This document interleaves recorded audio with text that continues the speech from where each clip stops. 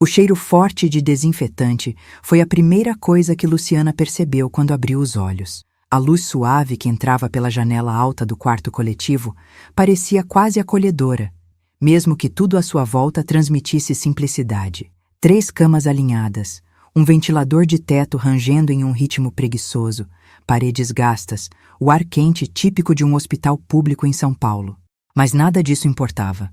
Bem ali, dentro da pequena cúpula de plástico transparente ao lado de sua cama, repousava seu filho, tão miúdo, tão rosado, tão perfeito. Quando ela estendeu a mão para tocar a bochecha dele com a ponta do dedo, uma onda de paz tomou o lugar da dor intensa que ainda latejava em seu corpo. Valera a pena.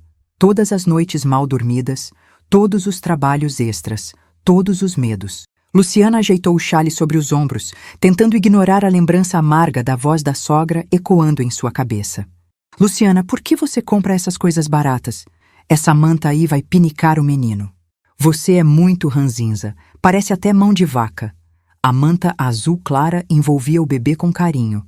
Fora comprada num brechó da Vila Mariana meses antes, quando cada centavo precisava ser contado. Luciana sorriu. Era simples, mas era dela. Tinha sido lavada com cuidado, dobrada com cuidado, sonhada com cuidado. Ela tinha feito tudo sozinha. Javier, seu marido, era um homem bom, mas acomodado, e completamente submisso a Carmen, a mãe dele. Depois que se casaram, foi Carmen quem passou a coordenar tudo, desde as compras do mês até o que o casal podia ou não gastar. O salário de Javier ia direto para as mãos dela, e a Luciana sobrava apenas o troco para o dia a dia, troco que raramente dava para o essencial. Quando descobriu a gravidez, Luciana prometeu a si mesma que o filho não seria uma responsabilidade alheia. Desde o 6º mês, passou a pegar mais e mais projetos como designer gráfica autônoma. Virou madrugadas, ignorou dores, apertou o estômago para fugir dos desejos caros de gestante, queria provar a Javier, e principalmente a Carmen, que conseguia cuidar da própria família. O ventilador rangiu mais forte, arrancando-a das lembranças. A porta abriu com um chiado. Uma enfermeira entrou sorrindo. Dona Luciana, já está acordada? Como está se sentindo? Cansada, mas muito feliz, respondeu ela com voz rouca. Meu filho está saudável. Pesou 3,2 quilos. 49 centímetros. Parabéns, você foi muito forte. Fez tudo direitinho. Seu marido comentou que até o papelário você mesma resolveu. A enfermeira ajeitou o soro. É muito independente. Luciana apenas sorriu de canto. Não era independência. Era necessidade. Antes que pudesse perguntar sobre Javier, que não aparecia havia horas, a porta se abriu de novo. Só que desta vez, quem entrou não foi a enfermeira, nem Javier, nem Carmen. Uma figura alta, imponente, vestindo camisa social cara e relógio que soava mais a importado do que nacional, parou na entrada. O perfume sofisticado dominou o cheiro de desinfetante. Luciana ficou sem ar. Pai? Sussurrou. Era Alberto Ferrer, seu pai, um dos empresários mais influentes de São Paulo, dono de um conglomerado de empresas e conhecido por sua postura rígida e impecável. Ele caminhou até a cúpula onde o bebê dormia. Os olhos duros suavizaram ao encarar o neto. O assistente atrás dele segurava uma cesta enorme de frutas exóticas, completamente deslocada naquele quarto simples. É um menino, murmurou Alberto. Seu neto? Disse Luciana, orgulhosa. O pai estendeu o dedo e tocou a mãozinha que escapava da manta. Mas a ternura durou pouco. O olhar dele percorreu o quarto. A cama de ferro descascando, o ventilador rangendo, a manta barata, os objetos simples, o ambiente abafado. Você está internada. Aqui? A voz dele endureceu. Pai, está limpo, está tudo bem. É uma enfermaria coletiva, mas... E essa manta, por que é tão áspera? Perguntou ele, contendo a irritação. Luciana sentiu o rosto queimar. Eu comprei no brechó. É boa, pai. Lavei direitinho. O silêncio dele foi pior que qualquer julgamento. Alberto apoiou as mãos nos bolsos, respirando fundo, e então soltou a pergunta que fez o mundo de Luciana parar. Filha, não estava dando conta com os 150 mil reais que eu te deposito todo mês? Luciana piscou, confusa. 150 mil, o quê? Soltou uma risada nervosa. Pai, você só pode estar brincando. Que 150 mil reais? Ele franziu o senho, ofendido. Eu jamais brincaria com dinheiro, muito menos com a minha filha. Luciana sentiu o estômago virar. A cabeça girou. Pai, eu nunca recebi nada. Nada. O ventilador pareceu parar. O ar ficou pesado. Alberto ficou estático, encarando-a como se estivesse ouvindo a maior heresia da vida. Mas antes que qualquer um dos dois pudesse dizer algo, a porta se abriu novamente. E dessa vez, não houve tempo para respirar. Carmen entrou rindo alto, carregando sacolas de lojas de luxo. Javier vinha logo atrás dela, pálido, também com sacolas nas mãos. A risada dela morreu no instante em que viu Alberto Ferrer de pé ao lado da cama. O silêncio foi brutal. Os olhos de Alberto, antes firmes, agora ardiam como brasas. Ele olhou as sacolas caras, olhou Luciana exausta, olhou o bebê envolto na manta barata. E tudo dentro dele pareceu explodir em silêncio. Luciana sentiu o coração acelerar. Algo terrível estava prestes a acontecer. E não havia mais volta.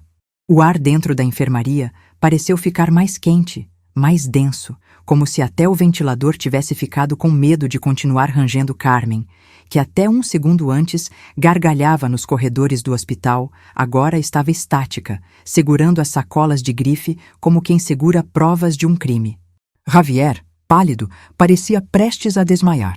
E Alberto Ferrer, o homem que raramente demonstrava emoção, se virou para eles com um olhar tão frio que a temperatura do quarto caiu alguns graus. Então, disse ele, a voz baixa, perigosa, essas são as compras de vocês? Carmen tentou reagir primeiro. Era da natureza dela tentar dominar situações. Forçou um sorriso tão artificial que quase rachou seu rosto. Senhor Ferrer, que surpresa! Se soubesse que ia vir, eu teria preparado, bom, algo. Ela olhou para o quarto simples e se atrapalhou. Quer dizer, que bom vê-lo! Finalmente conhecendo o seu neto, não é? Ninguém respondeu.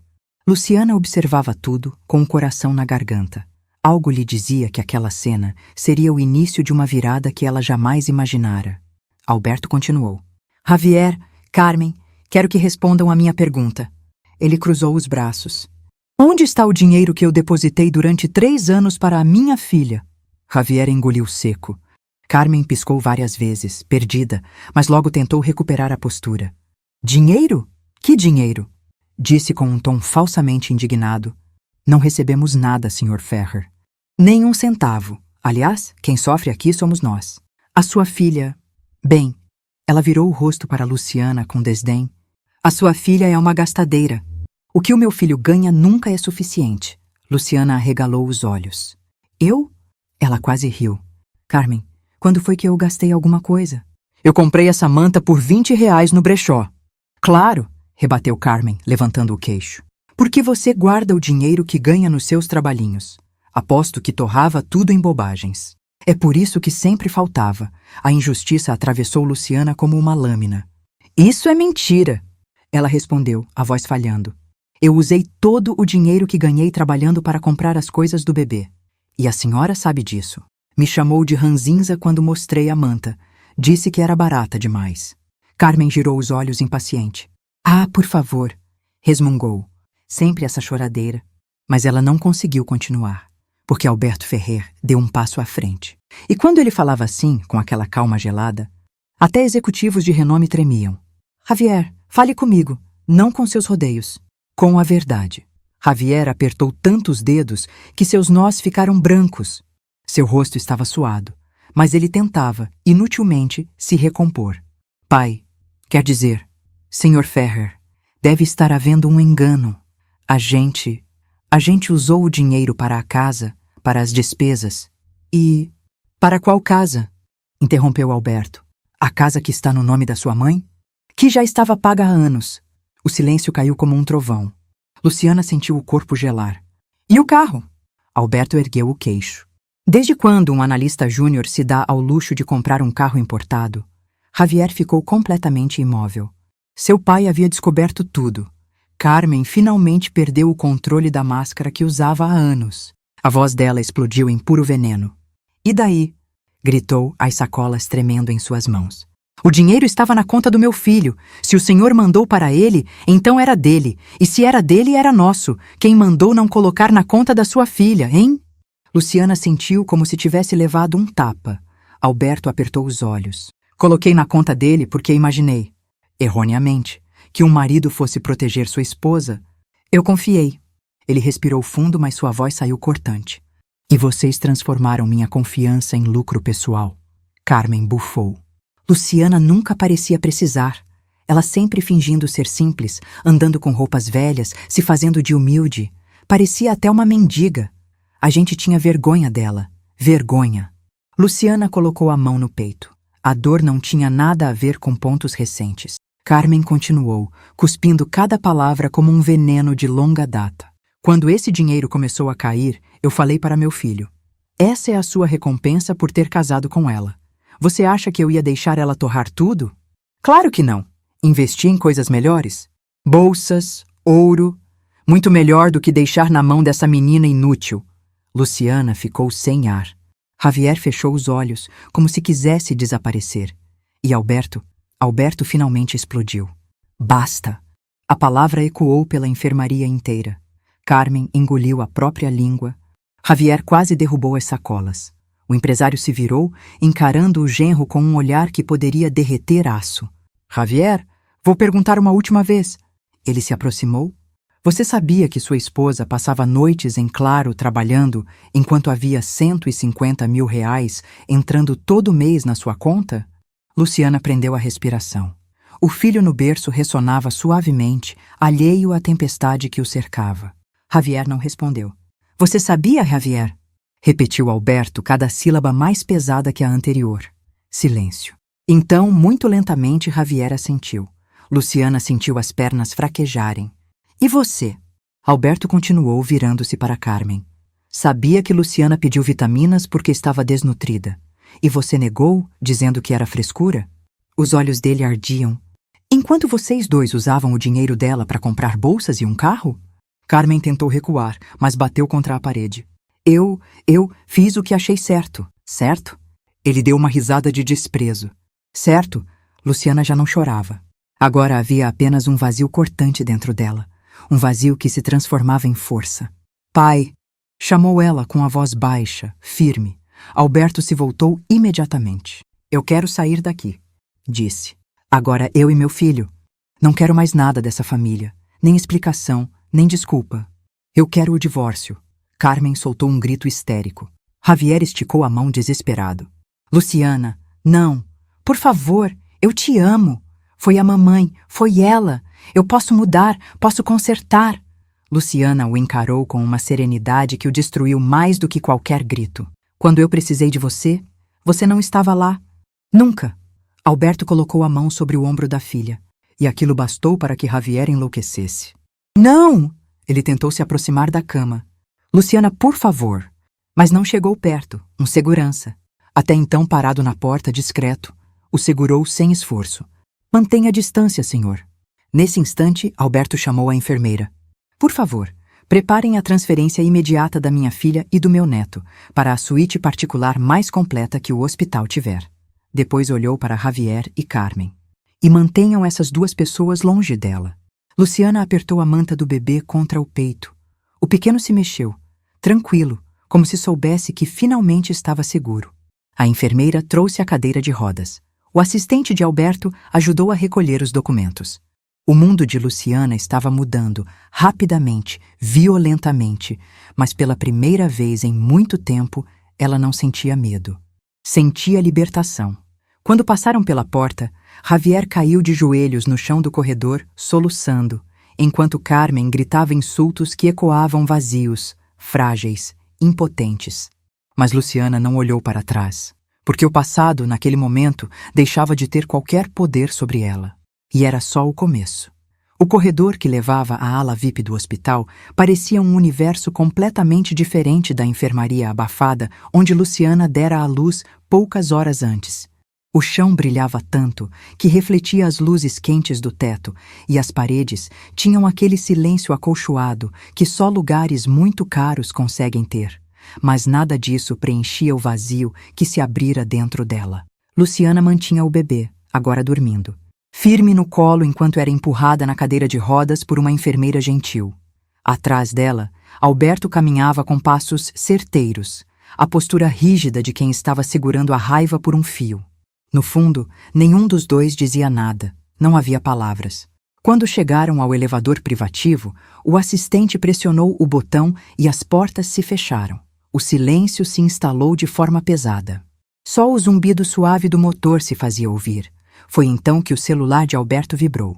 Ele pegou o aparelho, olhou a tela e franziu o senho. "É meu assistente", murmurou. Atendeu, ouviu por alguns segundos e sua expressão mudou, tensa, incendiada. Quando desligou, disse com a voz firme: "Luciana, tudo o que você suspeitou e muito mais.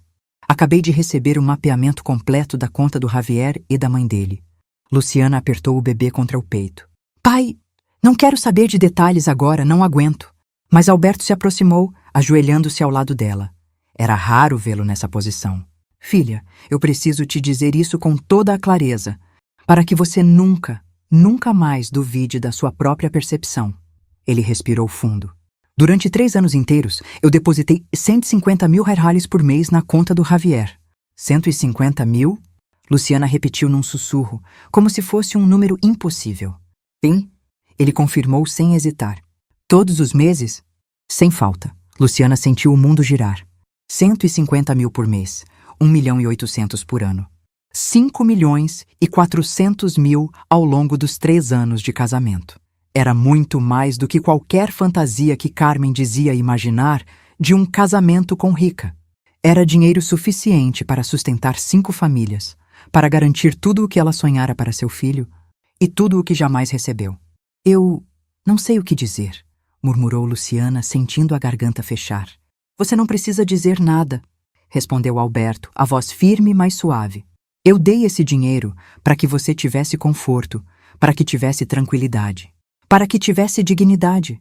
E eles roubaram você. Roubaram o seu filho, roubaram sua saúde." Luciana baixou os olhos. E como num filme que alguém rebobinava dentro dela, cenas começaram a voltar. A fome escondida, as noites viradas, o pedido de vitamina negado, as dores nas costas, a barriga pesada enquanto trabalhava até às 3 da manhã, a manta barata. Tudo fazia sentido agora. Ela engoliu o choro, mas a dor vinha quente demais, cortante demais. "Pai", sua voz saiu trêmula. "Eu suportei tudo achando que era falta de dinheiro, achando que fazer hora extra era o único jeito de ajudar meu filho, achando que eu era o problema." "Não." Alberto segurou sua mão. "Você nunca foi o problema, Luciana. Você só amou as pessoas erradas." O elevador abriu. A suíte VIP era maior do que muito apartamento de classe média. Havia poltronas macias, luz indireta em tom dourado, janelas enormes que mostravam São Paulo vista de cima, como uma cidade que finalmente respirava longe do caos. A enfermeira colocou o bebê em uma cuna acolchoada com manta macia. A mesma que Luciana tocou com estranheza. Era diferente. Era confortável, era segura. E então, sem aviso, a velha represa dentro dela rompeu. Luciana tombou o rosto nas mãos e chorou. Chorou por tudo, pela dor engolida, pelas humilhações camufladas, pelos anos perdidos, pelo medo constante de pedir 5 reais a Carmen, pelo mantra silencioso de "Seja forte, Luciana", por nunca ter tido tempo para sentir a própria gravidez. Alberto, pela primeira vez em anos, envolveu a filha em um abraço completo, sem rigidez, sem formalidade, sem distância. "Chore, minha filha", sussurrou. "Você não está sozinha, não mais." Aquela frase, tão simples, arrancou mais um soluço dela, porque pela primeira vez em muito tempo era verdade. Horas depois, enquanto ela descansava em silêncio, seu pai atendia outro telefonema ao lado da janela. A voz dele estava firme e calculada. "Sim, pode prosseguir com o bloqueio dos bens." Pausa. "Todos os bens." Outra pausa. "Não, não haverá acordo. Quero abertura de investigação, processo civil e penal." E então? Eles desviaram mais de 5.400.000 reais. O valor total está confirmado. Luciana fechou os olhos. A dor era enorme, mas pela primeira vez não era ela quem pagaria o preço. Quando já era quase noite, a porta da suíte se abriu. Ana entrou. A melhor amiga, a que estava sempre lá, mesmo quando a vida parecia desmoronar, trazia uma sacola de padaria, um sorriso terno e uma expressão preocupada. Meu Deus!" Ela correu até a amiga.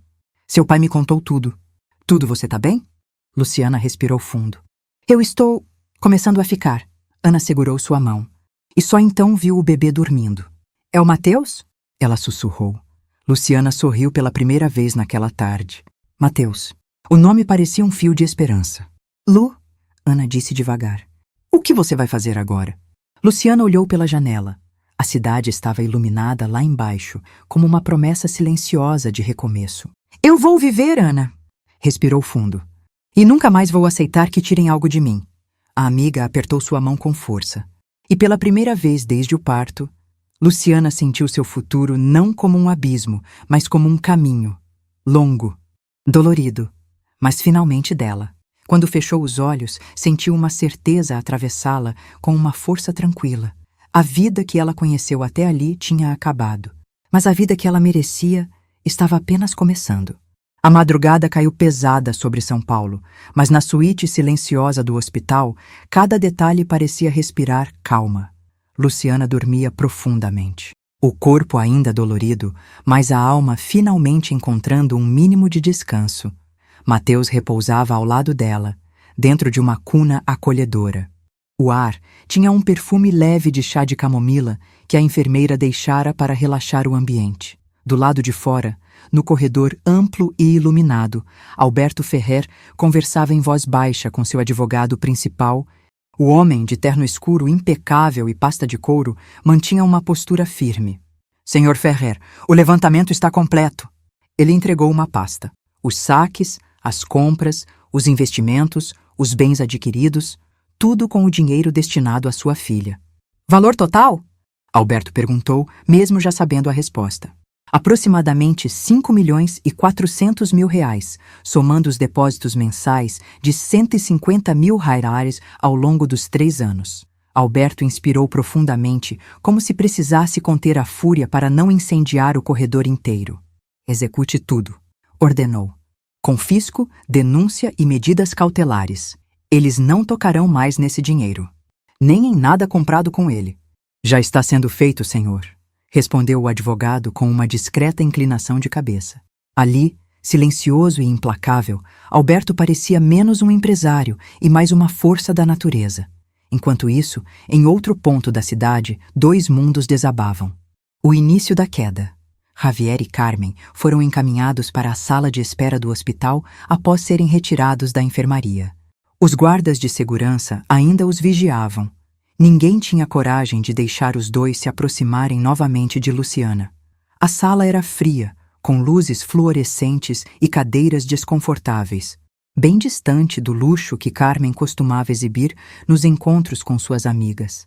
A sogra passava a mão nervosamente pelo cabelo, a maquiagem borrada pelo choro e pelo suor.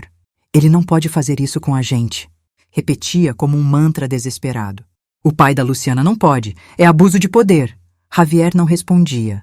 Estava paralisado, encarando um ponto fixo na parede, o rosto pálido, a camisa suada, as mãos trêmulas. Ele sabia que tudo estava perdido. Sabia que sua carreira, sua dignidade, seu casamento, sua imagem, tudo estava desmoronando. Carmen, porém, continuava falando como se gritasse para não ouvir a própria consciência. A culpa é daquela ingrata, sempre fingindo pobreza, sempre se fazendo de coitada. A gente cuidou dela, acolheu ela na nossa casa. Javier explodiu. Cuidou? Ele ergueu o rosto, os olhos vermelhos. Você destruiu minha vida, mãe. A gente podia ter vivido bem. Bastava dar uma parte do dinheiro para Luciana, mas não. Você quis tudo para você. Para bolsas, para joias, para a reforma do seu quarto. E eu fui idiota o suficiente para deixar você fazer isso. Carmen arregalou os olhos, chocada com a ousadia do filho. Não me culpe, ela rebateu, a voz aguda de desespero. A culpa é da sua mulher, sempre parecendo miserável, fazendo a gente passar vergonha. Eu só queria que você vivesse bem, que tivesse status, que fosse alguém. Javier passou as mãos pelo rosto. E agora? A voz dele falhou. Agora eu sou o quê? O silêncio respondeu. A notificação. Minutos depois, o celular de Javier vibrou. Ele quase não teve coragem de olhar. Quando desbloqueou a tela, quase caiu da cadeira.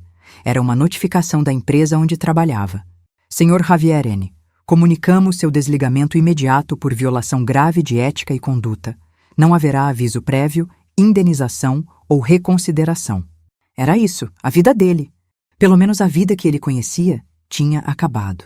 As mãos dele tremiam tanto que o celular quase caiu no chão. Carmen segurou seu braço, em pânico. Javier, meu filho, o que vamos fazer? Ele não tinha resposta. A execução do bloqueio. Às 7 da manhã do dia seguinte, quando o sol dourava o concreto da Grande São Paulo, a campainha da casa de Carmen tocou. Ela pensou, por um segundo, que era engano. Mas quando abriu a porta, encontrou no portão um oficial de justiça, 2 advogados, 2 seguranças e um serralheiro. O advogado falou com voz calma, quase educada. Senhora Carmen, estamos aqui para executar o bloqueio de bens conforme mandado judicial. Todos os ativos adquiridos com os valores indevidamente utilizados, incluindo a casa e o veículo, serão retomados imediatamente pela justiça. O quê? Carmen gritou. Essa casa é minha, minha! Meu marido deixou para mim. Liquidação irregular da reforma com verba desviada, explicou o advogado. Caracteriza a apropriação indevida e enriquecimento ilícito.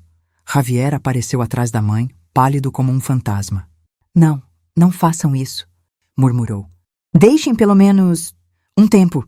O advogado balançou a cabeça. Vocês assinaram o reconhecimento de dívida ontem, senhor Javier. O prazo de 24 horas acabou. Por favor, recolham seus pertences pessoais. As chaves devem ser entregues imediatamente. Carmen desabou no chão. Javier ficou parado, sem forças. A porta foi trocada ali mesmo. E assim terminou, oficialmente, a era de luxo ilícito dos dois. A ascensão de Luciana, enquanto a miséria emocional e financeira consumia Javier e Carmen, na suíte do hospital, um novo capítulo nascia. Luciana já conseguia andar sozinha, mesmo com dores pós-parto. Tomou banho com calma, colocou uma camisola de linho macio e se sentou na poltrona, ao lado da janela, observando a cidade acordando. Seu pai entrou, trazendo café quente. Como está se sentindo, filha? Luciana respirou fundo. Livre. Ela sorriu, mesmo com os olhos ainda cansados. Pela primeira vez em anos, livre. Alberto colocou a mão sobre o ombro dela. Você não faz ideia do quanto me orgulho de você. Ela olhou para Mateus dormindo tranquilo. Pai, eu não quero que a minha vida seja só fuga do passado. Eu quero construir algo meu. Para o meu filho, para mim. E vai construir, ele respondeu. Eu vou te dar o capital inicial, mas o caminho será seu. Luciana pegou a tablet e abriu seus desenhos. Roupas para mães reais, peças versáteis, modestas, elegantes, feitas para acolher o corpo, não para exibir luxo. Quero criar uma marca, ela disse, a voz firme. Roupas e artigos de bebê acessíveis, bonitos, confortáveis. Nada de ostentação, só o que toda mãe merece. O pai sorriu, orgulhoso. Prepare seu plano de negócio, Luciana, amanhã analisamos juntos. E ali, naquela manhã que cheirava a recomeço, uma semente foi plantada. Uma semente que daria frutos muito maiores do que Luciana imaginava. Porque enquanto alguns eram engolidos pelo próprio egoísmo, outros renasciam da dor com dignidade. E Luciana estava finalmente pronta para viver a vida que sempre mereceu. Os meses seguintes pareciam um borrão para Luciana. Um borrão cheio de noites em claro, mamadas, choros de bebê, cheiros de pomada e, ao mesmo tempo, planilhas, reuniões, rascunhos, tecidos e telas abertas em 3 janelas ao mesmo tempo. O puerpério e o empreendedorismo caminhavam lado a lado, às vezes tropeçando um no outro, mas pela primeira vez ela não se sentia esmagada. Ela se sentia viva. Mateus crescia rápido e, com ele, o sonho de Luciana também. Com o apoio discreto e, por vezes, firme, de Alberto, ela estruturou cada detalhe. Fornecedores acessíveis, costureiras locais, modelagem confortável para mães, materiais que não irritassem a pele do bebê, embalagens sustentáveis, preços reais, não absurdos, tudo com a missão que repetia para si mesma. Nada de ostentação, só dignidade. Ana, agora promovida a diretora-geral por pura teimosia e talento, vibrava como se o projeto fosse dela também. Luciana, olha isso! Disse certa tarde, entrando no ateliê improvisado no apartamento de Alberto, com um tablet em mãos. As enquetes que fizemos nas redes explodiram. Tem fila de espera para comprar até a linha que nem lançamos. Luciana ergueu os olhos, exausta, mas sorrindo. Você tem certeza de que aguenta essa loucura comigo?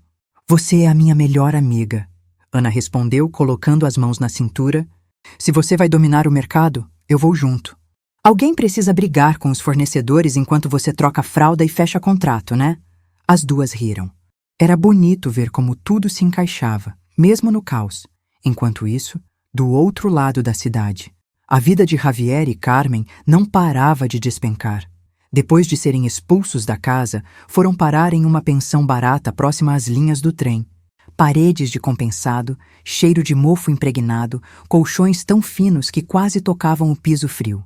Carmen, que antes desfilava com bolsas grifadas falsas, agora lavava roupas em um balde na área externa da pensão, esfregando com força para espantar o cheiro acre de suor e o de humilhação. Suas mãos ficavam vermelhas e rachadas.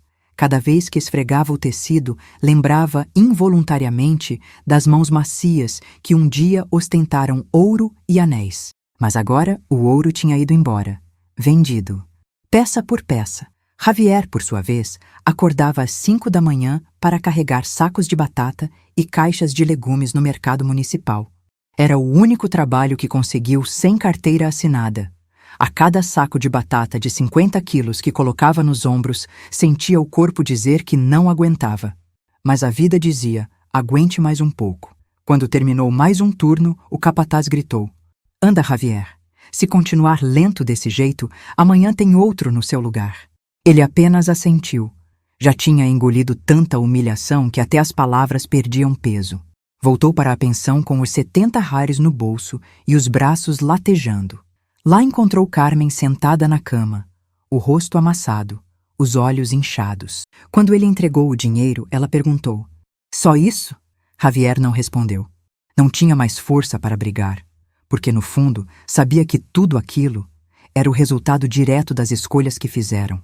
6 meses após o escândalo, Luciana apertou firme a alça da bolsa, respirou fundo e encarou o letreiro luminoso que dizia Luciana. A PAREL era a fachada da primeira loja. Elegante e minimalista. Linda. Ela não conseguiu evitar que os olhos enchessem de lágrimas. Você conseguiu. Ana sussurrou ao seu lado, emocionada. Alberto também estava lá, segurando Mateus no colo como se fosse um diamante embrulhado em manta de algodão. Filha, disse ele com orgulho visível. Você criou algo que nem eu, com todos os meus recursos, consegui imaginar. Parabéns.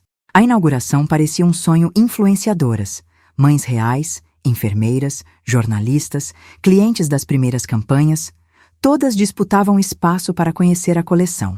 Vestidos leves para lactantes, conjuntinhos pensados para o pós-parto, bodes macios com estampas delicadas, mochilas maternidade práticas e bonitas, roupas que abraçavam, sustentavam, acolhiam, tudo inspirado no que Luciana viveu e no que jurou que nenhuma mulher sentiria sozinha. As vendas explodiram em poucas horas. A loja ficou cheia o dia inteiro. Quando encerraram o expediente, Luciana precisou respirar fundo para não chorar de novo.